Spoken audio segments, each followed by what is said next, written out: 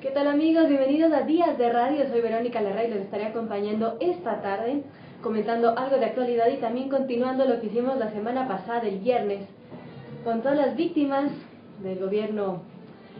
Así que bueno, hoy tenemos y damos la bienvenida a Francisco Endara. Él es ingeniero en sistemas, fue acusado de sabotaje y terrorismo por supuestamente ingresar de forma violenta a las instalaciones del canal estatal Ecuador TV, el tan recordado 30 de septiembre de 2010. Pero antes de eso queremos un poco hablar de actualidad, qué es lo que está ocurriendo en el Ecuador, en el mundo, y un poco de malas noticias porque ayer nos enteramos justamente del proyecto que Yasuní TT será explotado. El presidente primero dijo que será el 1%, luego corrigió en Twitter, será el 1%. ¿Tú qué piensas de esto, Pancho? Bienvenido. Bueno, muy buenas tardes amigos oyentes, Vero, bueno, a todos los amigos en general, un gusto estar aquí. Preocupados, creo que como todos he recibido la noticia con bastante preocupación. El tema no es cuestión de si es del 1% o es del 1 por mil, como había corregido el presidente. El punto es que eso no se puede tratar desde el punto de vista de los porcentajes, sino sería interesante saber cuántos en hectáreas. Hoy, y yo justamente lo planteaba eso el día de ayer en Twitter, ¿no? Hoy en la mañana me despierto con la noticia que se decía pues que el Yasuní, todo el parque, tiene alrededor de 1 millón de hectáreas. Entonces, de ese 1 millón de hectáreas sería interesantísimo que calculemos, es algún cálculo bien simple, cuánto es el 1 por mil de 1 millón, ¿no? Entonces, y como sabemos, una cosa hay que remarcarla aquí. Se entiende que todo el campo del Parque Nacional de Yasuní y Tetfé también tiene la concentración más alta de biodiversidad del mundo, ¿no? Por hectárea. Incluso se habla de que habría especies que ni siquiera han sido todavía clasificadas. Todavía hay mucho por descubrir ahí. Es decir, la afectación que se puede hacer en ese 1 por mil, ¿no? Que por cierto ayer en Twitter sacó algunas ironías también, podría ser bastante grave, ¿no? Entonces sí he recibido con preocupación la noticia y sobre todo por lo que eso implica, el tema del gasto. Hablamos que dicen, ¿no? Que hay que explotar el Yasuní de manera responsable, dicen entre comillas. Pero yo diría, ¿no será que el gasto también se debe hacer de manera responsable? ¿Por qué digo esto? Porque se dice que con el Yasuní tendríamos alrededor entre 10.000 millones de dólares, 18.000 millones de dólares, más o menos han variado las cifras en las versiones que han dado, pero hay que ver que esos 10.000 millones de dólares nosotros nos gastamos, o como país, se gasta en un año, en sueldos de burocracia.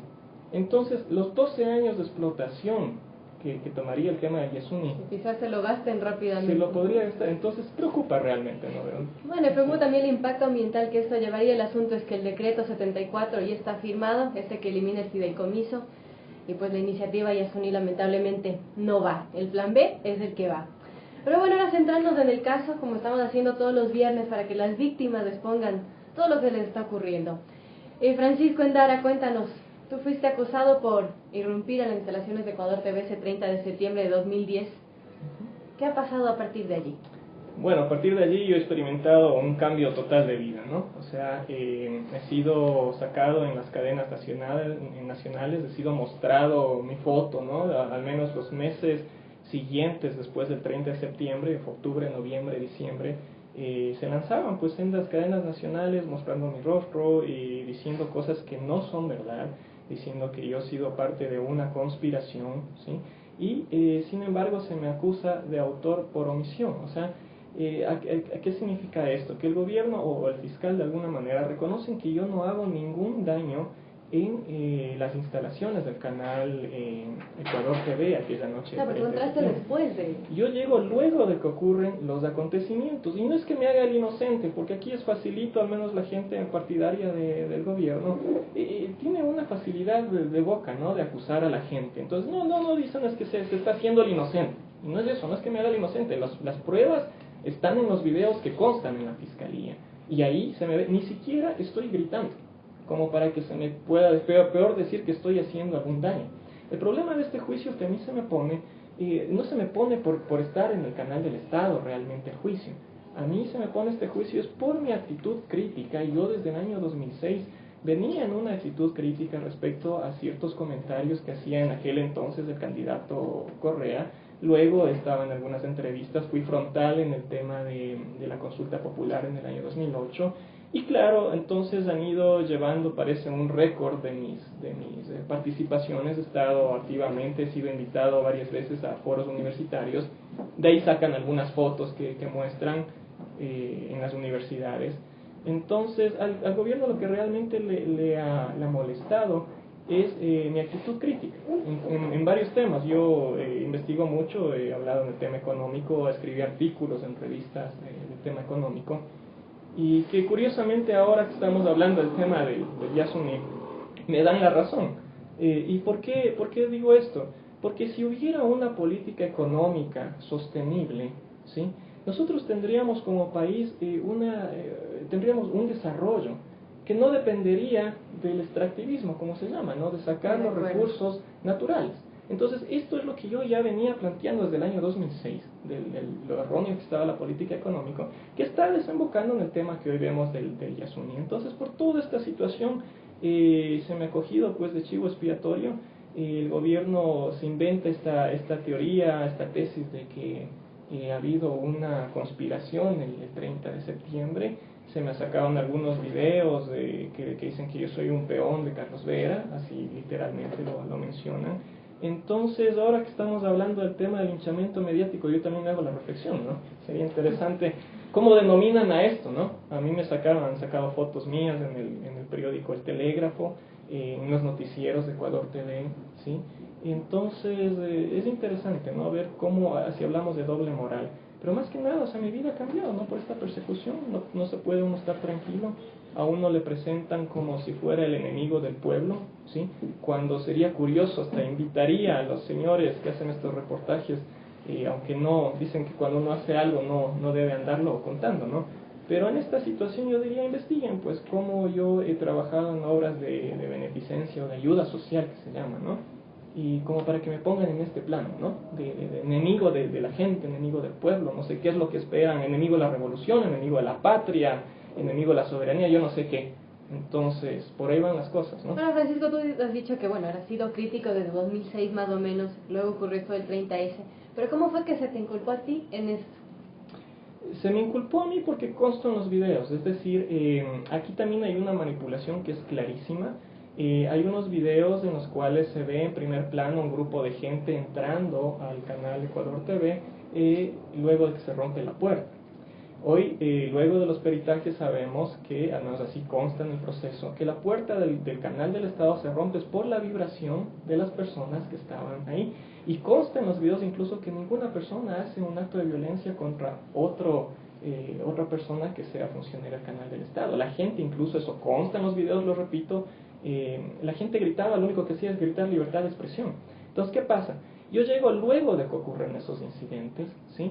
Pero hay un tiempo, ¿no? O sea, entre que ocurren esos incidentes y yo llego, pero la Secretaría de Comunicación, o no sé quién es el que hace esos videos, corta los tiempos entre el ingreso, cuando se rompe la puerta, y mi ingreso. Corta esos tiempos y muestra como que fueran simultáneos, ¿sí? Y eso lo hacen en varios, yo he visto en los noticieros, me ponen en un recuadro, si no, cortan las imágenes y los unen, para dar la impresión que yo he estado junto con el grupo que entró en ese momento, cuando se rompieron las puertas.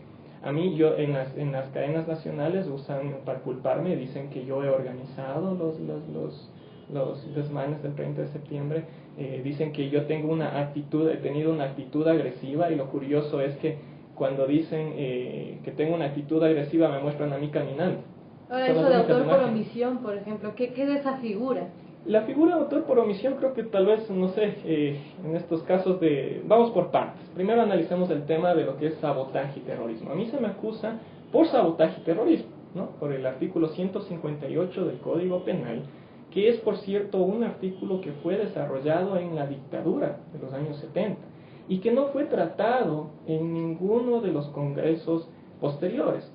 Para que algo sea ley, ¿sí?, tiene que ser tratado por el Congreso. ¿Por qué? Porque se entiende que el Congreso es la voluntad soberana del pueblo que manda previo permite a través de las leyes, ¿no? Entonces, en este caso, esto no es ley, esto es un decreto supremo, se nos está juzgando con los artículos de la dictadura. Entonces, ¿qué es lo que pasa? Luego de eso empieza este tema de la persecución, se me acusa de varias cosas, pero autor por omisión aplica a las personas que tienen la responsabilidad jurídica de detener un delito. Es decir, la fuerza pública, los policías. Exacto. Sería, en este caso, tal vez el empleado de seguridad privada del canal. Podría ser, se habla de los médicos, por ejemplo, si un médico ve que alguien se está muriendo y no actúa, es autor por omisión. Si un policía ve que ocurre un delito, que alguien están asaltando y no actúa, es autor por omisión. En mi caso yo no tengo ninguna obligación jurídica, yo no soy ni siquiera empleado del canal del Estado, para que se me acuse y se me diga que si bien es cierto, porque así lo mencionan en el proceso, si bien es cierto no se me ve haciendo ningún daño en el canal del Estado, sin embargo yo debía haber detenido, dice el fiscal, que yo debía haberme enfrentado a la gente que estaba ahí y debía haber detenido. Entonces la pregunta es, si yo entro luego, que tenía que viajar en el tiempo para el pasado para decirles, oigan, no rompan la puerta, y aparte de eso tenía que poner en riesgo mi integridad física al enfrentarme a la gente, que no sé cómo podría haber actuado si yo me pongo oigan, no. Entonces el Estado no puede exigirme, y eso es un principio universal de derecho, el Estado no te puede exigir algo más allá de tus fuerzas, ¿no? Algo que sea ilógico, ¿no? Entonces en este sentido me están exigiendo, en teoría, al acusarme como autor por omisión, me están exigiendo que yo debía haber hecho muchas cosas, ¿no? Que no caben dentro de lo normal, de lo lógico. Ahora, actualmente, ¿cómo está el proceso? ¿Cuáles irregularidades tú has visto a lo largo de todo este tiempo? Bueno, irregularidades han habido muchas, empezando desde que nos juzga nos empezaba el proceso un juez de ¿cómo es? De flagrancia, ¿sí? Se entiende que para que un juez de flagrancia te inicie un proceso, tú debiste haber sido detenido dentro de las 48 horas posteriores al delito, al supuesto delito, y esto en un caso de persecución continua, ¿sí? A mí me inician el proceso en febrero 19, más o menos, febrero 19 del año 2011, ¿sí? Incluso es luego del tiempo que la ley manda para que a una persona se le inicie proceso. Sin embargo, aquí parece que las leyes no interesan y se hace la voluntad de algún soberano. Entonces, en todo caso, esa es una de las pocas irregularidades que ha habido el proceso.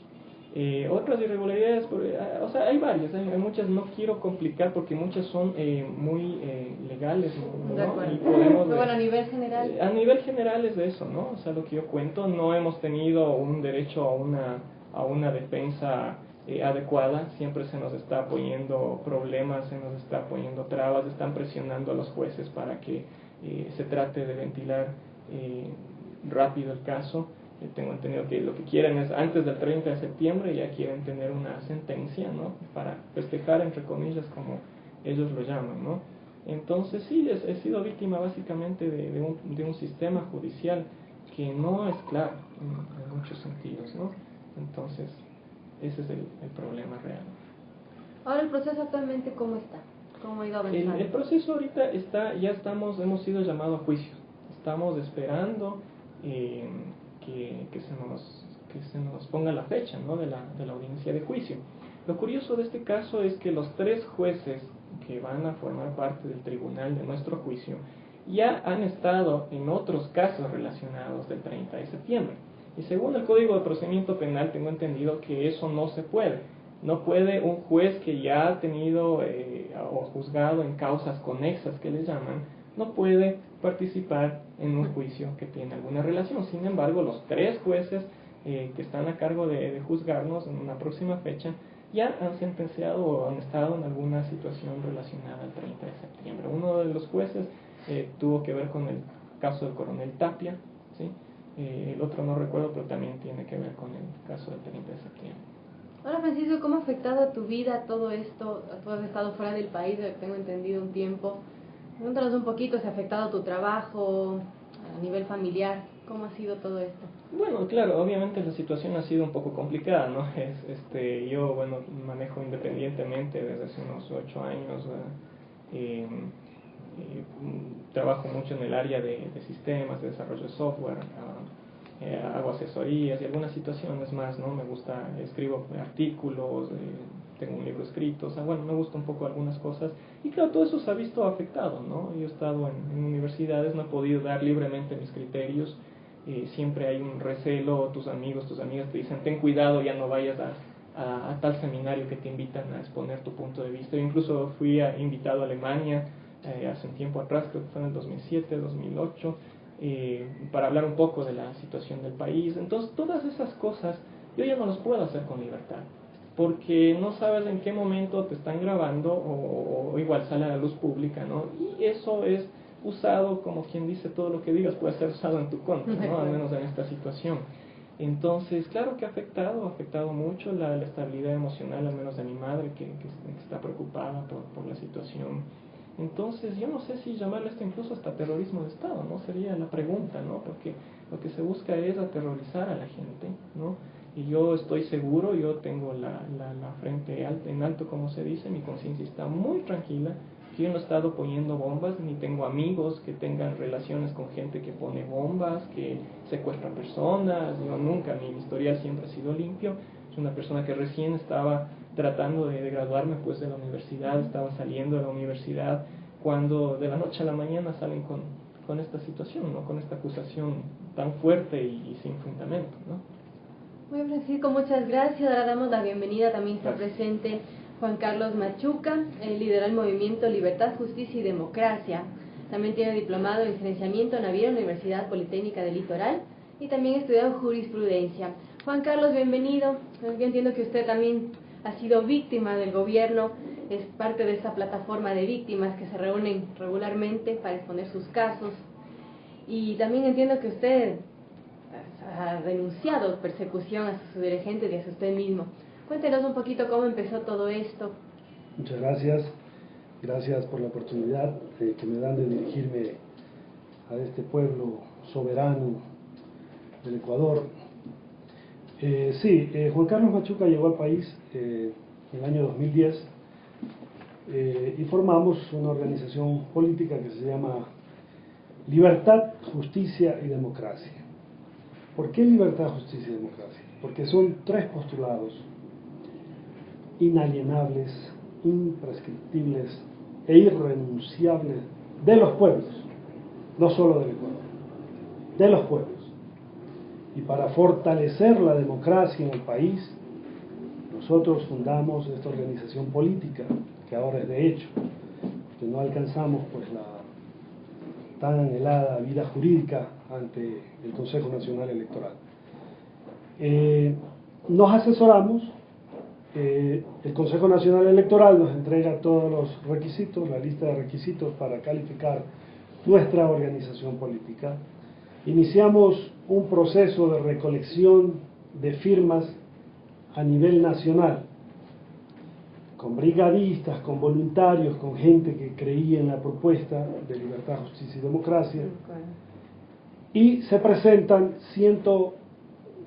203.764 firmas ante el Consejo Nacional el 13 de abril del 2012. Oh sorpresa que en estas firmas que nosotros presentamos, después de la validación de estas firmas, más de 100.000 firmas ya pertenecían, según el Consejo Nacional Electoral, a otras organizaciones políticas.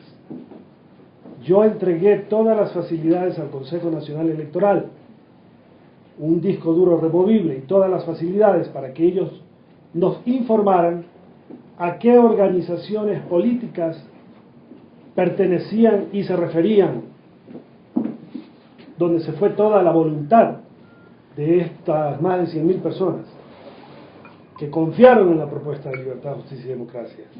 Pero ellos, de un plumazo, borraron más de 100.000 firmas a nuestra organización política.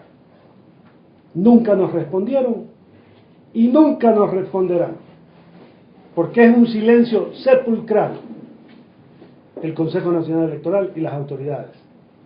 ¿Por qué? Porque el Consejo Nacional Electoral y las instituciones del Estado están secuestradas por este gobierno. Entonces, ¿qué pasa en mi caso? Que dentro de esas firmas y de esas denuncias que presentó la ciudadanía ante la Fiscalía General del Estado, que son más de 300.000 denuncias que se encuentran reposando ante la Fiscalía. Una de ellas pertenece al señor Contralor General del Estado, Carlos Politayo, y asoma afiliado a mi organización política. Y Juan Carlos Machuca, que es el fundador de Libertad, Justicia y Democracia, si usted entra al sistema, no consto como fundador de Libertad, Justicia y Democracia. Nuestra compañera abogada Marta Roldós, del movimiento La Red, nunca presentó ni le interesó participar firmas para calificar o recalificar su movimiento. Sin embargo, tiene más de 400 denuncias ante la Fiscalía. ¿Qué pasó con esto? Sin embargo, 2 de mis dirigentes fueron detenidos, uno 6 meses, otro estuvo menos tiempo, y Juan Carlos Machuca está siendo procesado por, supuestamente, no es falsificación de firma, porque no se ha hecho ningún peritaje, ningún grafólogo, ningún perito experto ha invalidado, ningún juez, con la sentencia de un juez ha invalidado una de estas firmas. Ellos están procesando a los líderes, porque somos todos, y el que más firmas, ojo, pueblo ecuatoriano, el que más firmas inconsistentes presentó ante el Consejo Nacional Electoral es el partido de gobierno. Doctor, justamente, ¿hay dirigentes de otros partidos políticos, de otros movimientos que hayan sido juzgados por esta figura que, bueno, por la cual están juzgando ustedes? El señor fiscal dice que tiene una lista de un sinnúmero de gentes que tienen responsabilidad penal según los informes de Contraloría. Pero no se sabe. No se sabe. Yo estoy aquí. No es público todavía eso. Todavía no es público. Eso viene. Yo estoy aquí porque yo tengo, obviamente, un ciudadano que es el Contralor General del Estado, que pertenece a mis filas. ¿Quién hizo que esto ocurra, esa mezcla de las bases de datos? El doctor Domingo Paredes, en los medios de comunicación, dijo que él tenía un enemigo en casa. Hasta ahora no sabemos cuál es ese enemigo que tenía. Y que un hacker había sido el causante de la manipulación de todas estas bases de datos. Sin embargo, estamos siendo procesados. Y ojo, que fue comprobado, se encontraron las pruebas. Ahí está pues el hermano del señor presidente, Fabricio Correa, con su movimiento Equipo, cerca de 400.000 firmas. Encontraron las evidencias, encontraron los cheques, encontraron el contrato para que le recojan las firmas. Y aquí no pasa nada. Pero la cuerda se quiere romper por lo más débil. Y mis dirigentes han sido detenidos, ya están afuera, pero uno tuvo que estar 6 meses en la cárcel. Y yo estoy siendo procesado porque esta investigación se está generando acá en Pichincha. ¿Y en qué estado está el proceso? Bueno, el señor fiscal está pidiendo versiones, pero él ya tiene una lista, ¿no? de un informe que ha emitido Contraloría, y hay personas, dirigentes, que están en esa lista. Hasta ahora no sabemos cuáles son. ¿Tiene un plazo el fiscal para presentar su dictamen y ya llamar a juicio a las partes? Bueno, ellos tienen un plazo de lo que es la indagación, ¿no? Si es prisión, son 6 meses, y si es reclusión, 1 año. Entonces... ¿Y ya estamos cerca de esos plazos? No todavía, no recién empieza. Yo estoy aquí recién porque empieza, ya mis dirigentes fueron detenidos, y yo tuve que ir igual a dar mi versión a la ciudad de Guayaquil. Y he dado mi versión también acá en el proceso del tema de las firmas, ¿no? Perfecto. Vero, me integro tarde a esta conversación, pido disculpas a nuestros invitados, a nuestros oyentes. Me entrampé en el tráfico de Quito, tuve una reunión fuera de la oficina, y realmente los viernes parece que se complica más, aunque estamos en agosto y el tráfico baja, pero hay zonas de la ciudad que son imposibles, así que mis disculpas.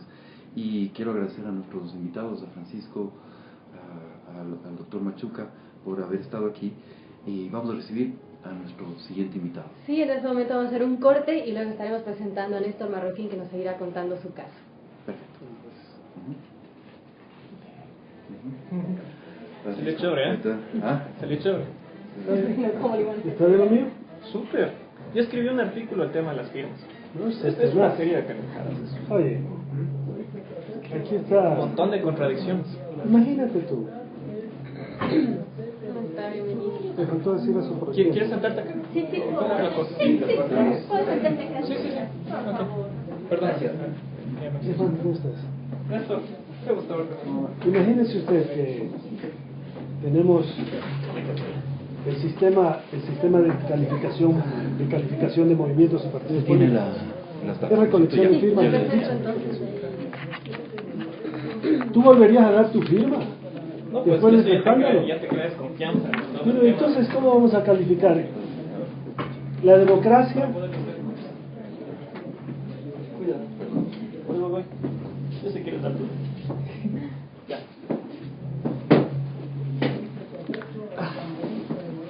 No, el problema es que cómo acusan si no saben si son falsificadas. O sea, ¿quién dice que son No te falsificadas? preocupes, que a mí me acusaron. Bueno, me tienen aquí hay, preso por aquí hay lo un mismo. problema.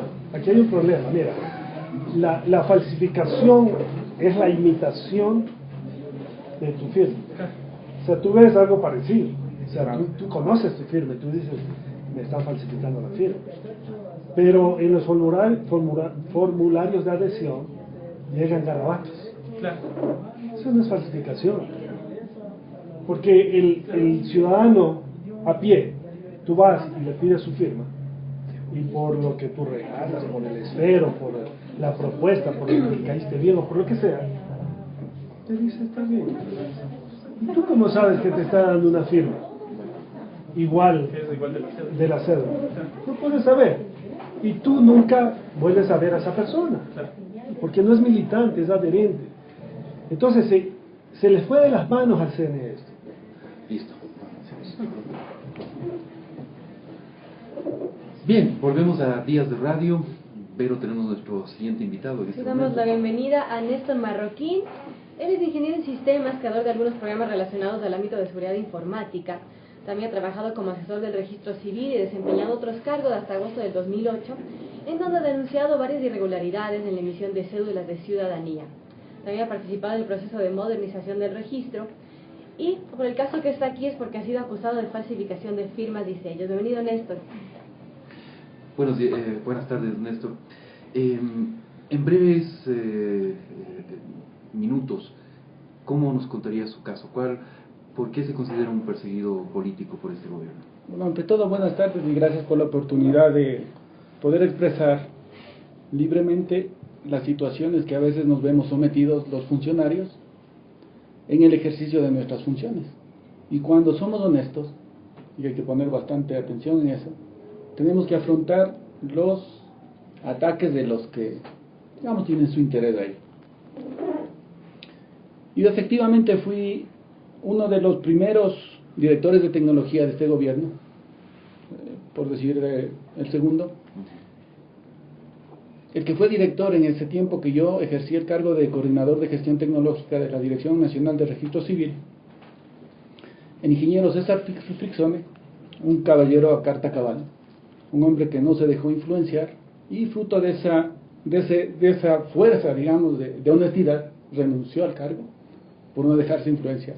¿Había intentos de influenciarlo? ¿Cómo qué, Néstor? Exactamente, con fecha 22 de enero del 2010 y reconocida mi firma y rúbrica en esta denuncia, y que hago público el documento que consta en la Contraloría, es cuando la persecución... Podemos, es más, mostrarlo a la cámara porque estamos transmitiendo también vía video streaming, ¿no es cierto? El canal es Libre Expresión 123. Libre 123. Entonces ustedes pueden acceder, ¿no es cierto?, al video de estas entrevistas. Y aquí Néstor nos muestra los documentos, ha traído los documentos, en el cual se ve que hay una denuncia ante el doctor Carlos Poli Fagioni, controlador general del Estado. ¿En qué consistía esta denuncia, Néstor? Esta denuncia consistía en que en el trabajo técnico, porque obviamente mi experticia va en el tema de criterios de seguridad y en el asunto de la depuración de la famosa base de datos del registro civil, la base de datos que sirve como fuente para la elaboración del padrón electoral por parte del Consejo Nacional Electoral. Y fruto de esa investigación técnica fue que en el año 2007, a partir del mes de agosto que empecé a ejercer el cargo, y con el trabajo que fui revelando ciertas irregularidades que habían cometido históricamente, no estoy hablando de que sea específicamente este gobierno, ¿sí? O sea, históricamente se han ido cometiendo ciertas irregularidades en la emisión de cédulas de identidad. Algunas bastante documentadas, como la emisión de cédulas de identidad a miembros de las FARC, por ejemplo. Exactamente. Se revelaron con números exactos y con datos exactos para que las autoridades y obviamente la Contraloría, a partir de la denuncia presentada, entiendo yo, está haciendo las investigaciones del caso. Entonces se revela estos números de gente que no debía de estar, porque obviamente los ciudadanos ecuatorianos son las personas que nacen en el país o las extranjeras que, acogiendo el trámite normal, trámite regular para obtener la nacionalidad o la cédula de identidad, pues acceden al documento nacional. Más lo que se descubrió es que por el pago a ciertos funcionarios, pues cualquiera podía obtener una cédula de identidad. Otra situación que se descubrió era lo que yo llamo, en los cerca de 700.000 registros que se descubrieron, las famosas inconsistencias en identidad. Es decir, que por ejemplo, parejas que en su momento obtuvieron o contrajeron el matrimonio, unos por alguna circunstancia de migración, qué sé yo, pues pagaban a algún tramitador para que los divorcien momentáneamente, y obviamente quedaba el divorciado y el otro casado. Entonces, el momento de hacer este cruce de información, bueno, me saltaron estas inconsistencias que obviamente elevé en el informe 120, en el memo 120 del año 2008, donde cerca de 1.200 páginas, bueno, están detallados con números y con exactamente quiénes eran los responsables de esto. Esta red, que tiene tentáculos en el poder, y no podemos generalizar. La red ha existido, ¿sí? Y que yo aquí en la denuncia, obviamente me voy a reservar los nombres para no faltar al derecho al buen nombre, hasta que no se compruebe lo contrario, pero obviamente la denuncia es pública, y los nombres están relatados con nombres y apellidos. ¿Está subiendo este documento en algún lado? ¿Usted tiene un blog, una página? Pero aquí está el documento digitalizado, y todos los documentos soportes, que son más de 5.000 páginas, que también las entrego en formato digital, porque obviamente no. Pero en todo caso, queda ya para la historia, y que ya desde ese momento en que puse la denuncia, denuncio la persecución a la que ya estaba siendo objeto. En este caso, por parte de la red de tramitación. ¿Qué consistía la persecución en ese entonces? A ver, ahí intentaron por primera vez atentar contra mi vida, porque obviamente que se les caía el negocio. ¿Cómo fue ese atentado? Relátenos. A ver, es medio anecdótico ese atentado. Llegó a conocimiento de inteligencia policial que 3 muchachos, un alias Javico, un alias Fido Dido y un alias Gordo Lucho, entiendo que uno de ellos ya falleció, fue muerto por alguna cuestión ahí por Guayaquil, recientemente, ¿no? De Gordo Lucho, fueron contratados por el presidente de la Asociación de Empleados del Registro Civil, para que, obviamente, al haber no cedido a colaborar con la red, porque claro, tuve la entrevista con recién nombrado, tuve la entrevista con esta gente y me propusieron pues que como todos han colaborado, pues simplemente yo también colabore, les otorgo unos 100 números mensuales para otorgar las cédulas directamente ingresando en el sistema, y que por esa situación iban a contribuir de $2.000 a $8.000, dependiendo del extranjero que se legalice. Impresionante. Así de frente. Así de abiertamente. O sea, así de descarados. Y claro, tenía 3 días en el cargo. Entonces les dije a estos señores que realmente recién estaba ocupando el puesto y que realmente iba a ser como que no escuché esta conversación y que salgan, pero que conmigo no cuenten para esa situación, y peor con el director que tenía. Y claro, recién montado el gobierno, estaba en boga y en pleno funcionamiento el bueno, el dicho que dice, no, cero corrupción, ataque a los, bueno, a las redes, a las mafias, qué sé yo. En todo caso, el asunto es que tuve este atentado, bueno, esta planificación de atentado, y claro, inteligencia policial hizo muy bien su trabajo, que localizó a los 3 muchachos, y obviamente les dijo, vean, tenemos esta denuncia reservada, y no tiene por qué prosperar. Y claro, desistieron estos chicos.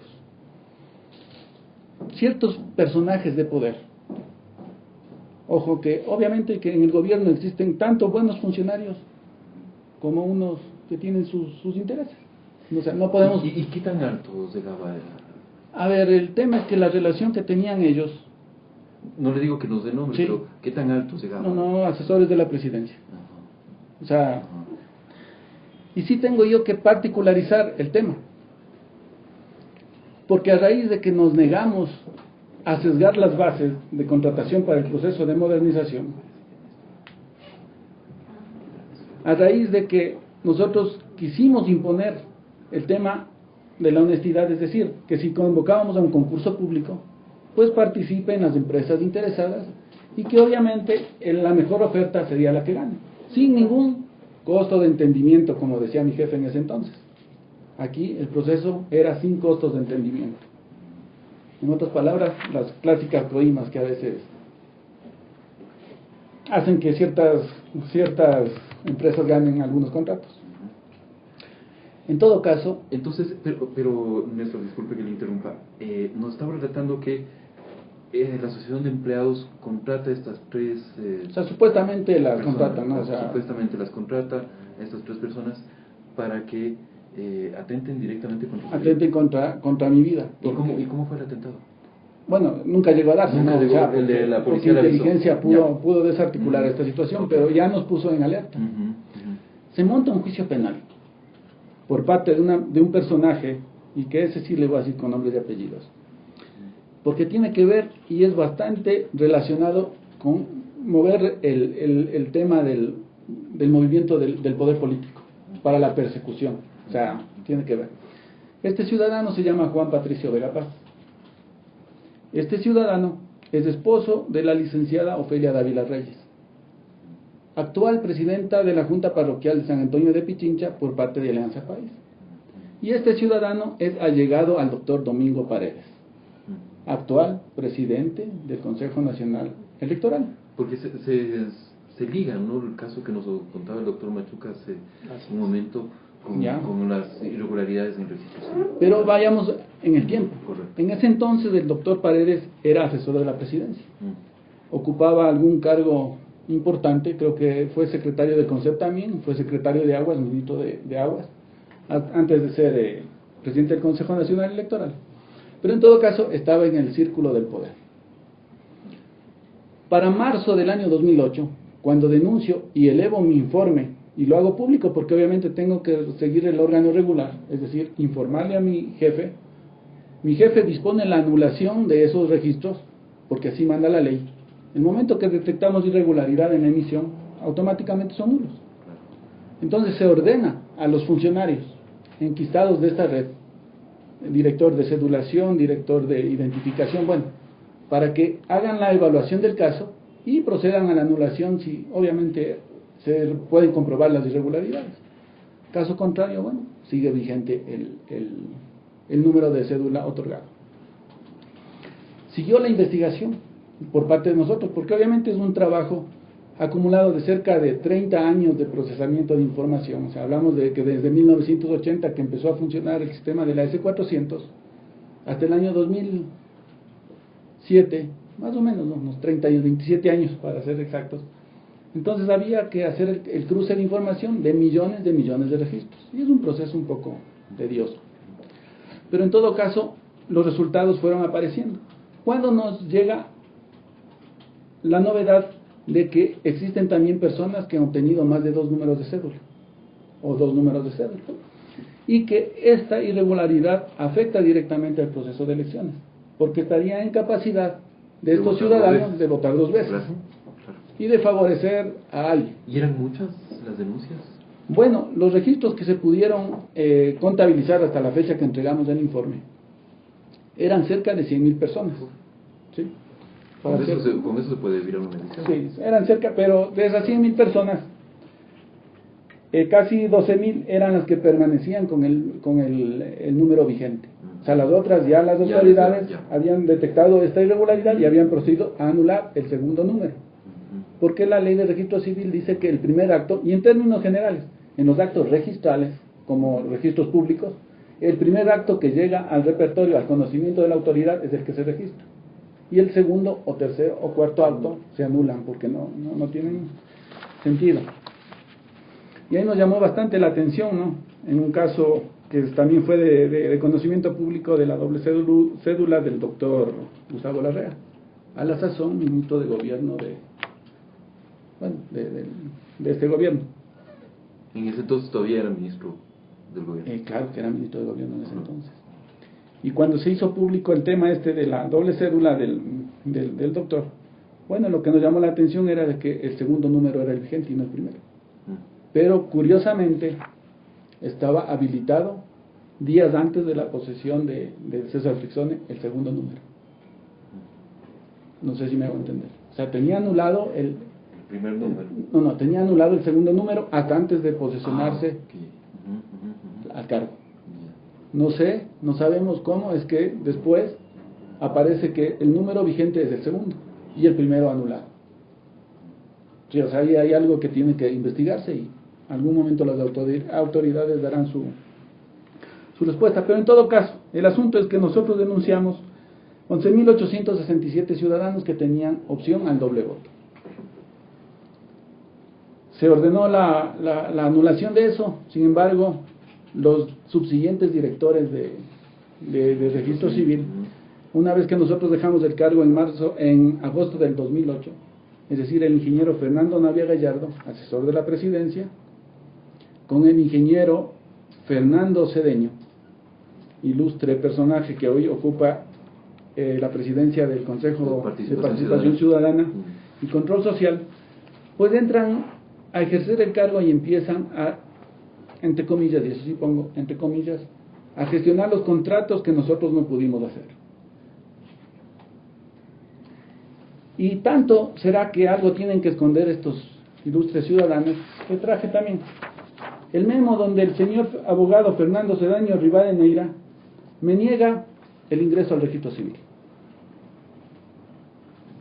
Aquí está el documento, ustedes también lo pueden ver en cámara. Por disposición de esta dirección se prohíbe terminantemente el ingreso al área de gestión tecnológica al ingeniero Néstor Marroquín, exfuncionario del registro civil, así como al personal no autorizado y ajeno a esta área. En caso de incumplir con esta disposición, se sancionará conforme a la ley. ¿Qué pasaba? ¿Usted entonces estaba yendo al registro civil para qué es lo que pasaba? Sacar documentación? Que nosotros habíamos, no sacar ninguna documentación porque nosotros no podemos sacar, ¿no? Y que es una falacia decir que uno tiene acceso a la información que no. Mientras uno está en ejercicio del cargo, claro, es el custodio de la información. Pero uno deja el cargo y queda ahí. Pero lo que sí nosotros nos propusimos como ciudadanos, y en nuestro ejercicio de simples ciudadanos, de exigir que las cosas se hagan bien. Y los procesos que nosotros habíamos encaminado, pues por ejemplo, el famoso proceso de digitalización del archivo de Turubamba, había hecho el estudio técnico con estudios finales y el presupuesto referencial era de $3.150.000 para la licitación pública internacional que se iba a convocar y que estaba todo para darse. Sin embargo, estos ciudadanos, estos señores, yo no sé en base a qué criterio, después lo contratan en 12,5 millones. 12 millones, 4 veces más. Entonces, parte de esta denuncia es la que la Contraloría está haciendo el examen especial, justamente en este tiempo. Y entonces a la persecución que habían iniciado estos malos empleados del registro civil, se une ahora la de estos y claro, señores. Con el poder, ahora sí, relacionado, porque a los unos les dañamos el negocio, es decir, el otorgamiento de extranjeros de manera ilegal de los documentos, y a los otros les empezábamos a dañar el negocio también porque no les dejábamos, hacer contratos a dedo. Sin embargo, el ingeniero Fernando Navia, rompiendo todas las leyes, porque hasta el día de hoy y esa sería una buena pregunta, ¿por qué no subió al portal de compras públicas el concurso para el plan piloto de Guayaquil?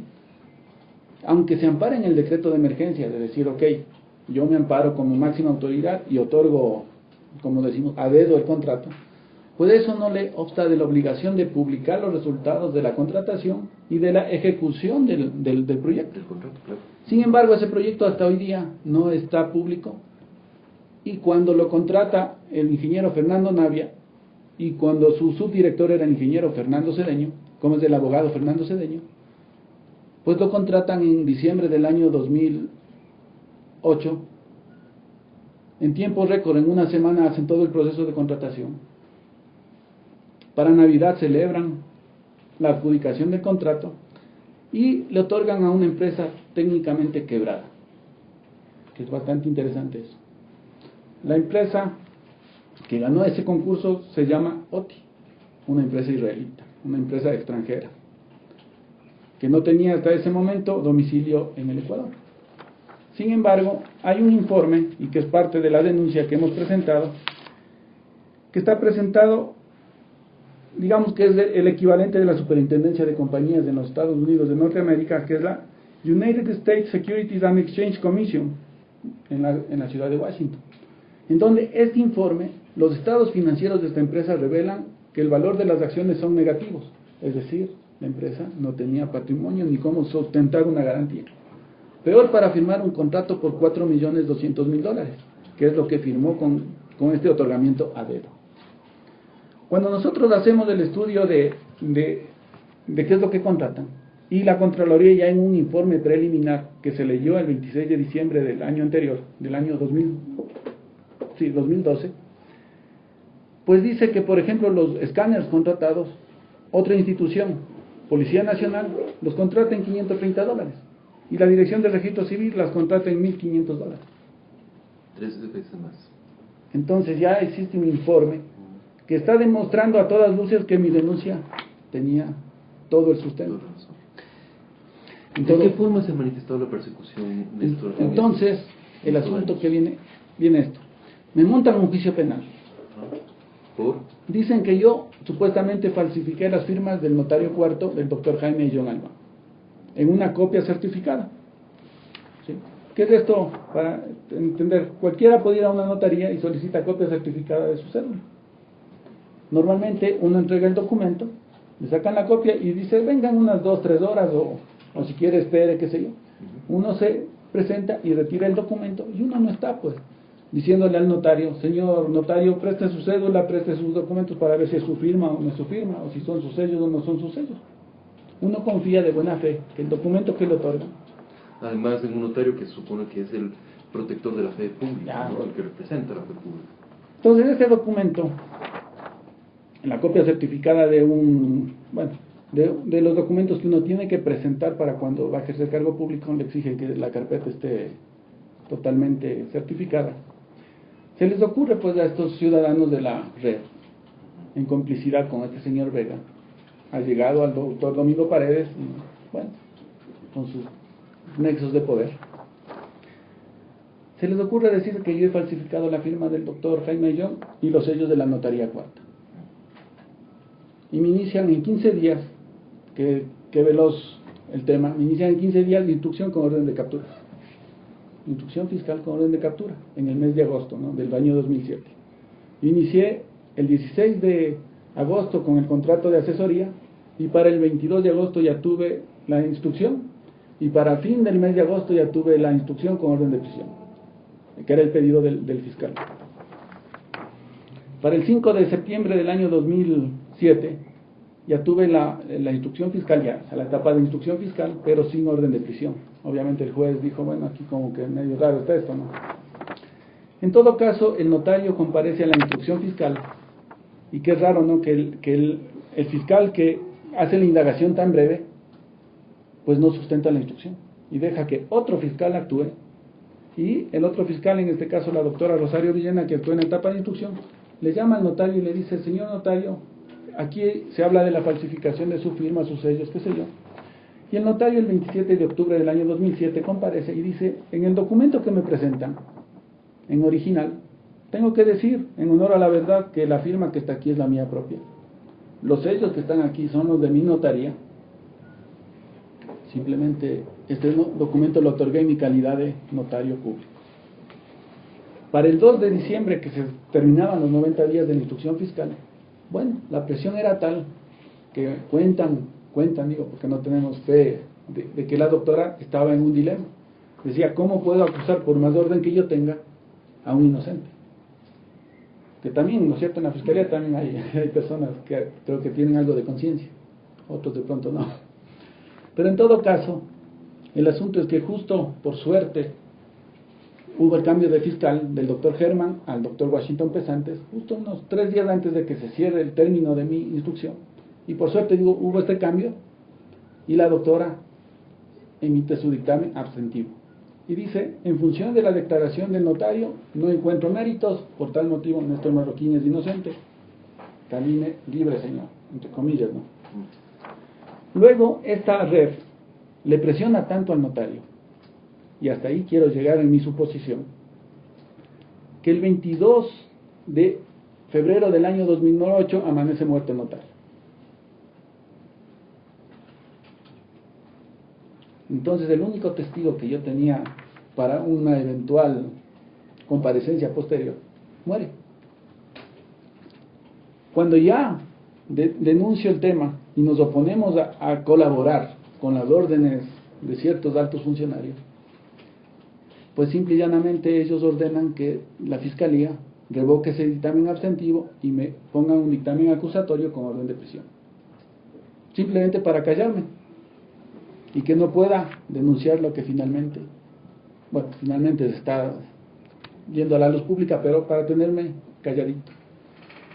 28 de agosto del año 2008 emite el dictamen, es de locos, ¿no? Porque el fiscal, en este entonces, el doctor Freire, fiscal por Pichincha, dice que no le cree, en pocas palabras, ¿no? Le dice, no le creo al notario en la declaración que dio, libre y voluntariamente, como fedatario público, y yo digo que Néstor Marroquín es falsificador y ha falsificado las firmas y le acuso, orden de prisión. Permanecí oculto, obviamente, permanecí un tiempo prófugo, porque claro, estaba, digamos, en fragor este tema de la amenaza de muerte y más que todo yo tenía ese seria duda, porque ya el notario estaba muerto. Bueno, en todo caso, se apaciguaron un poco las aguas, y para el año 2010, con todos los elementos, es que presento ya la denuncia. Bueno, claro que me arriesgué bastante porque tenía el orden de captura encima, pero en todo caso tenía la obligación de entregar el documento. Y lo hice. Para el año 2011, cuando ya las cosas se les empezó a rebasar, entonces aquí entra a la escena el ingeniero Paulo Rodríguez Molina. Que dirigió el Consejo de la Judicatura, recordamos. Entonces, y claro, pero fue director primero del Registro Civil. Claro. ¿Y por qué llegó al cargo? Cuando nosotros hacemos pública la denuncia de la posible adulteración al padrón electoral para las elecciones del año 2009, recuerda, el doctor Simón ordena, y aquí en copia digital está el acta donde ya el Tribunal Supremo Electoral, bueno, Consejo Nacional Electoral ahora, levanta el proceso investigativo para la depuración, porque ya se les entregó los números de cédula que estaban adulterando el padrón electoral. Levantan este proceso y claro, la ley de registro civil y la ley de elecciones mandaba en ese caso que cuando el registro civil está adulterando, bueno, está entregando información no correcta, pues automáticamente la destitución del director general. Manda, o sea, ahí no hay que darle vueltas al asunto, dice, se ordenará la destitución del director general. A la sazón, Fernando Navia, que era el director, pues simplemente renuncia al cargo y evita la destitución para poder seguir ejerciendo cualquier otro cargo en el futuro. En todo caso, queda interinamente el abogado Jimmy Gaspar Salazar, a la sazón hoy día presidente del Colegio de Abogados del Guayas, por Alianza País también. Y luego de que termina este interinazgo, asume el ingeniero Paulo Rodríguez Molina, quien hace y sigue haciendo un decreto de emergencia, y es interesante ver en el documento del 29 de octubre del año 2009, sí, no, del año 2010, 29 de octubre del año 2010, que en la declaratoria de emergencia dice: otórguele a la OTI, a la misma empresa que ya había sido otorgada, $30 millones para que siga haciendo el proceso de la modernización. ¿Y han sabido a qué funcionario posiblemente esté ligado a esta empresa? Bueno, ¿Por qué el interés de otorgar estos contratos? Ahí sí esperaremos tranquilamente a que las autoridades determinen lo que tengan que determinar. Nosotros como ciudadanos cumplimos con denunciar. Correcto. Y ahí es cuando todavía más se levanta digamos, el avispero, y ya con el poder que tenía Pablo Rodríguez Molina, porque a la sazón de cuando me condenan ya era presidente del Consejo de la Judicatura.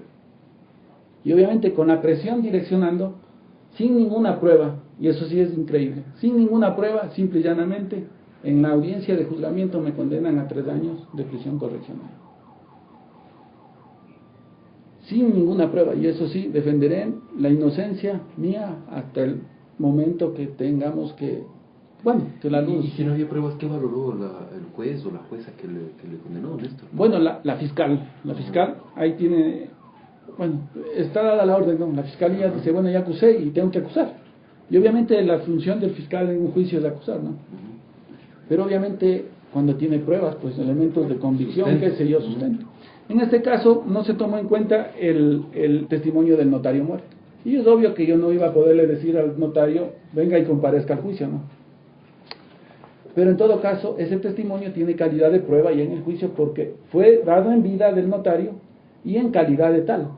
Porque el notario, cuando rindió su testimonio, no es que estaba destituido, no es que estaba suspendido en el cargo. El notario estaba en funciones y como tal, investido de fe pública, que así manda la ley. Entonces su testimonio es bajo juramento. Entonces los jueces tenían que haber tomado en cuenta eso. Y por último, digo yo, si es que hubiera sido efectivamente falso el documento, para darles algo de mérito, el notario dice, yo otorgué el documento, yo hice el documento, en ningún momento yo soy el autor pues del documento, si vamos a eso. Y obviamente el Código Penal dice que cuando hay mérito de duda, favorece al procesado. En mi caso, el mérito de la duda favoreció para que me condenen. Bueno, en todo caso, te digo, es algo increíble, ¿no? Que sin tener pruebas, sin haber podido probar conforme a derecho, porque así dice la ley, pues estuve condenado. Y me condenaron. Estuve 24 meses, 23 meses para ser preciso, 23 meses y días. ¿Estuvo preso? Estuve pagando la pena que me impusieron.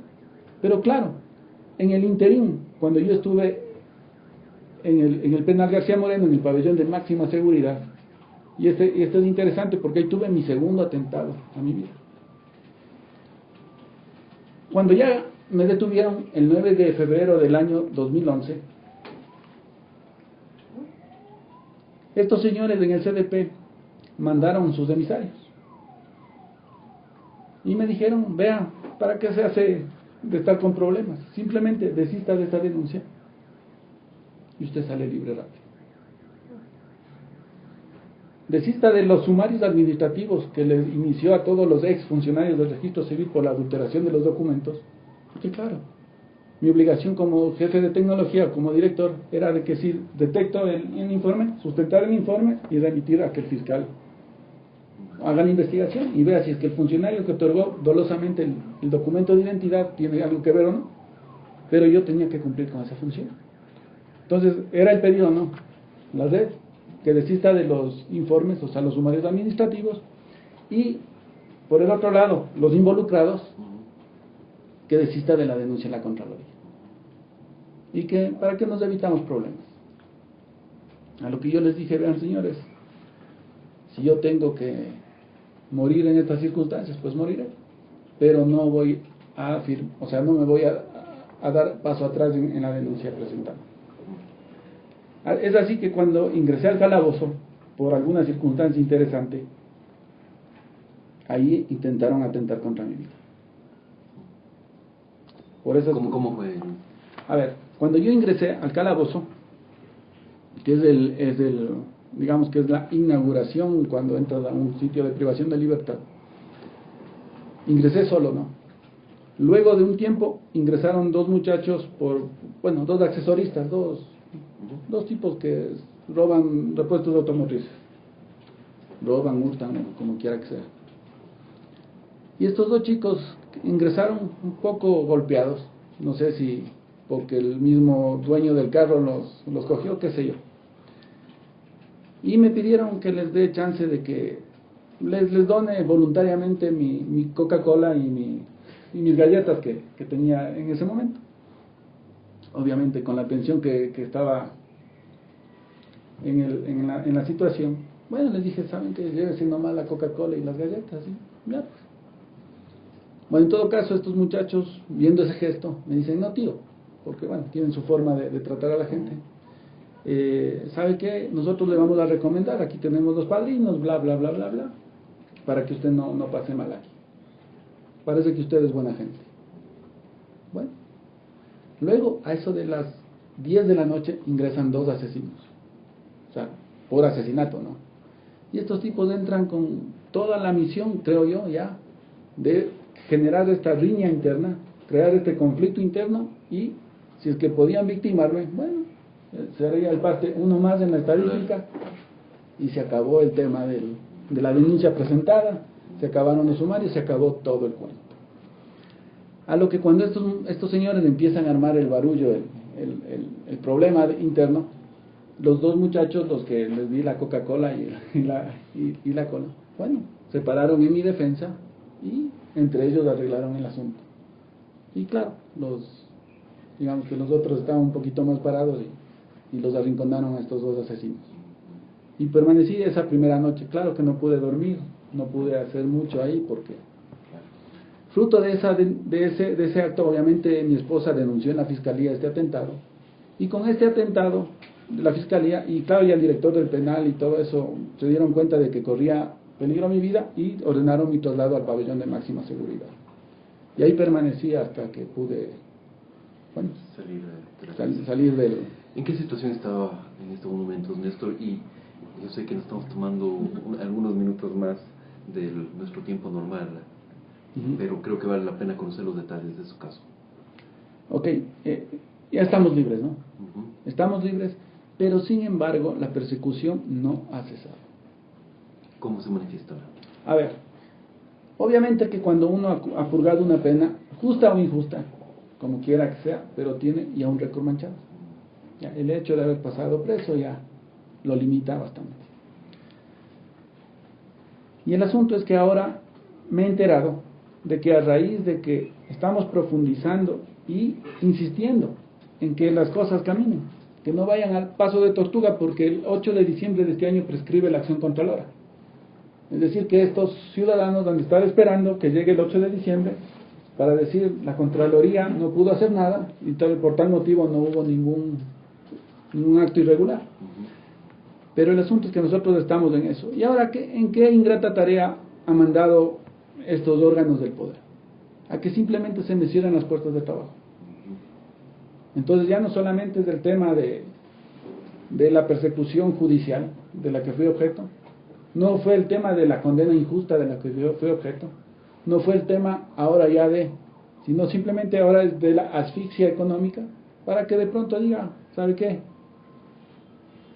De rodillas pedir perdón al poder y decir, bueno, ahora sí, me retracto, qué sé yo, cosa que no lo van a conseguir. O sea, en eso sí estamos firmes en el asunto y caminamos en eso. Ahora, para bien del asunto también es que, por ejemplo, obtuve ya una sentencia constitucional, esto es interesante, donde ya se declara, la Corte Constitucional del país declara la vulneración de mi derecho a la seguridad jurídica. Es decir, de que de alguna manera ya pude obtener una situación de que me está dando la razón de que fui condenado injustamente, de que fui...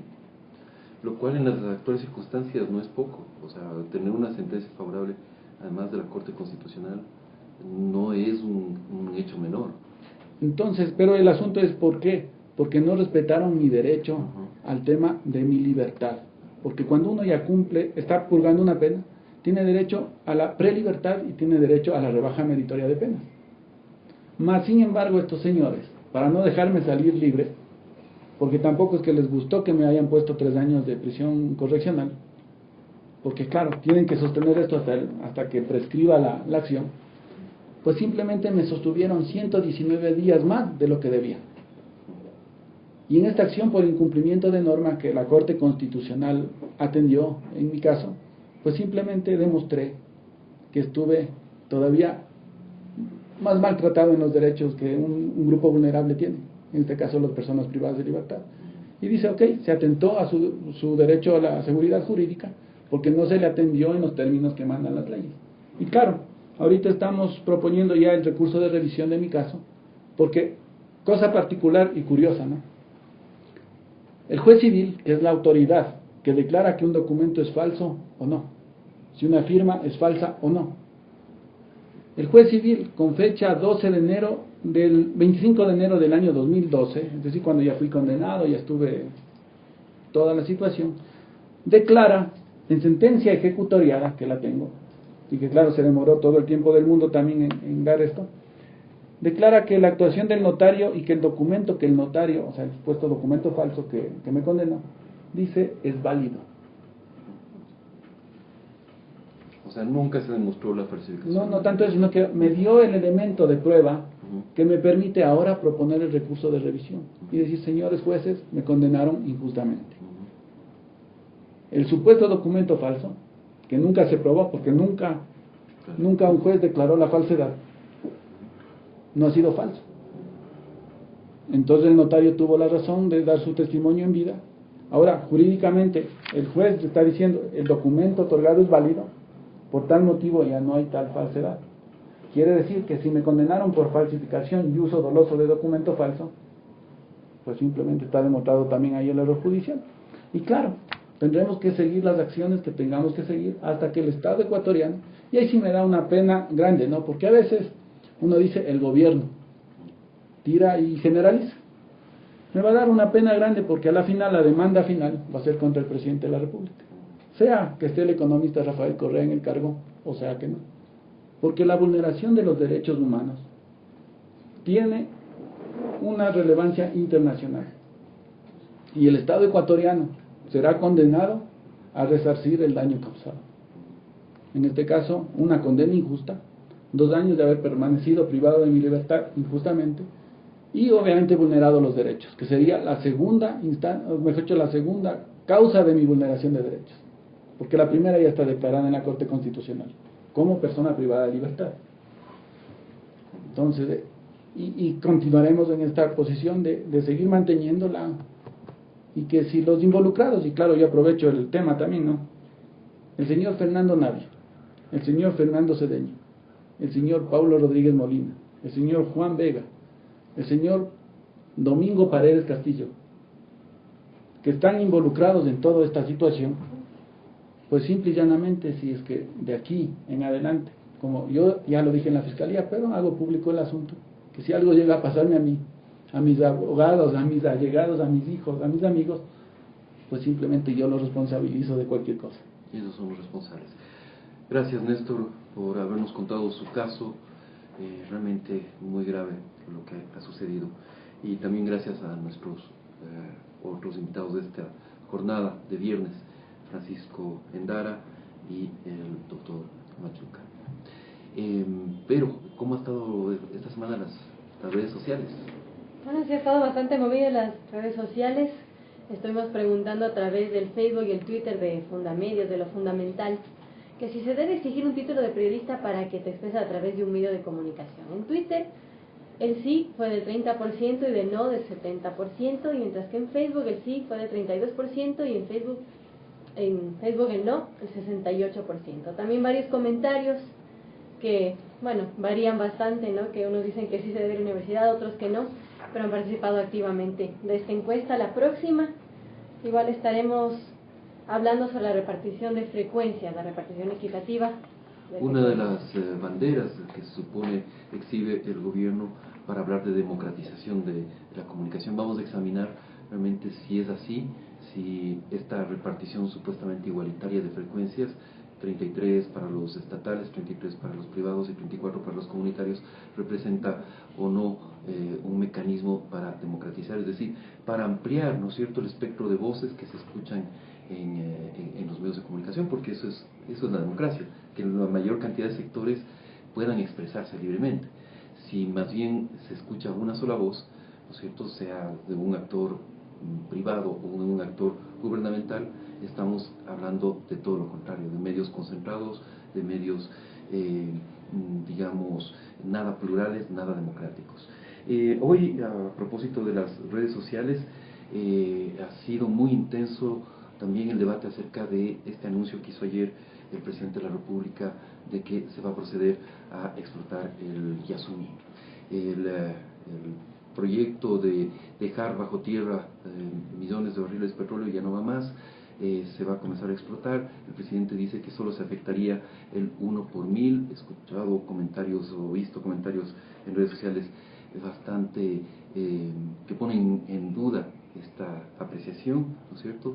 Muchos hablan de que, bueno, o sea, el daño que se puede causar al ecosistema en el Yasuní es una parte de todo el daño que se puede causar, ¿no es cierto? O sea, la explotación directa es solamente una parte de lo que significa la explotación de un bloque petrolero en medio de un sistema tan complejo como es el Yasuní. ¿Usted ha visto algo también en redes sociales? Sí, justamente estamos comentando con Francisco al inicio del programa de todo lo que se ha estado comentando y decíamos que, bueno, no hay un real estudio del impacto que se daría, ¿no? Sí, más bien los expertos hablan de que la afectación sería muchísimo mayor. Bien, también quiero invitarles a que el día de mañana sintonicen Rayuela Radio a partir de, es más, de hoy, bueno, de mañana a las 00 horas, ¿no es cierto? Comenzaremos las 24 horas de Lenny Kravitz. Este día D será dedicado a la música y la vida de Lenny Kravitz, uno de los artistas más importantes de los años 90 y de esta época también, de este nuevo siglo. Y el día lunes, pero, ¿qué tendremos? El día lunes seguiremos hablando sobre la repartición de frecuencias. Correcto. Bien, una vez más, gracias a nuestros invitados, gracias a todos ustedes, amigos oyentes, y un excelente fin de semana. Muchas gracias.